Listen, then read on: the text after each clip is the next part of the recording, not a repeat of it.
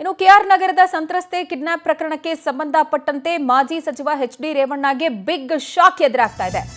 Charge sheet ಸಲ್ಲಿಕೆಗೆ high court green signal ಅನ್ನು ಕೊಟ್ಟಿರೋ ಡೀಟೇಲ್ಸ್.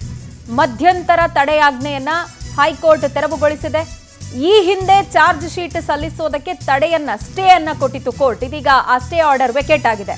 ಇದೀಗ ಹೈಕೋರ್ಟ್ ಆದೇಶದಿಂದ ರೇವಣ್ಣಗೆ ಸಂಕಷ್ಟ ಎದುರಾಗ್ತಾ ಇದೆ. ಪವರ್ ಟಿವಿ ಹೊಡೆತಕ್ಕೆ ಬಯಲಾದಂತ ಕಿಡ್ನಾಪ್ ಪ್ರಕರಣ ಇದು.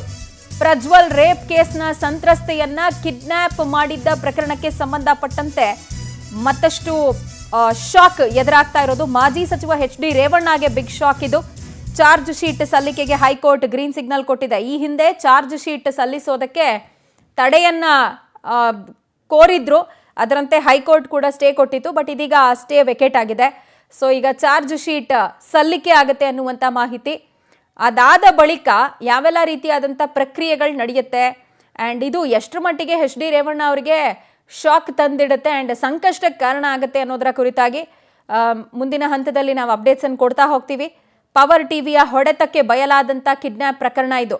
ಪ್ರಜ್ವಲ್ ರೇಪ್ ಕೇಸ್ನ ಸಂತ್ರಸ್ತೆಯನ್ನ ಕಿಡ್ನ್ಯಾಪ್ ಮಾಡಿದ ಪ್ರಕರಣಕ್ಕೆ ಸಂಬಂಧಪಟ್ಟಂತೆ ಇದೀಗ ಮಾಜಿ ಸಚಿವ ಎಚ್.ಡಿ. ರೇವಣ್ಣಗೆ ಬಿಗ್ ಶಾಕ್ ಎದುರಾಗಿದೆ. ಚಾರ್ಜ್ ಶೀಟ್ ಸಲ್ಲಿಸೋದಕ್ಕೆ ತಂದಿದ್ದಂತಹ ಸ್ಟೇ ವೆಕೇಟ್ ಆಗಿದೆ. ಈ ಮೂಲಕ ಚಾರ್ಜ್ ಶೀಟ್ ಸಲ್ಲಿಕೆಯನ್ನ ಮಾಡಲಾಗುತ್ತೆ ಅನ್ನುವಂಥದ್ದು ಕನ್ಫರ್ಮ್ ಆಗ್ತಾ ಇದೆ.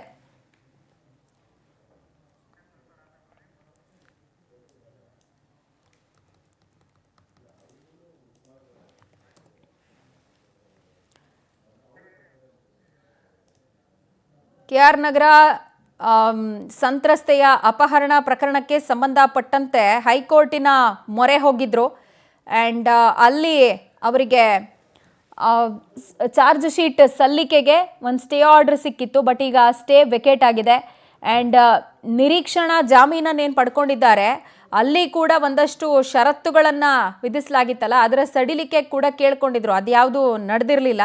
ಬಟ್ ಇದೀಗ ಒಂದು ಸಂಕಷ್ಟ ಎದುರಾಗಿರೋದು ಮಾಜಿ ಸಚಿವ ಎಚ್.ಡಿ. ರೇವಣ್ಣಗೆ. ಚಾರ್ಜ್ ಶೀಟ್ ಸಲ್ಲಿಕೆ ಮಾಡೋದಕ್ಕೆ ಹೈಕೋರ್ಟ್ ಗ್ರೀನ್ ಸಿಗ್ನಲ್ ಅನ್ನು ಕೊಟ್ಟಿದೆ.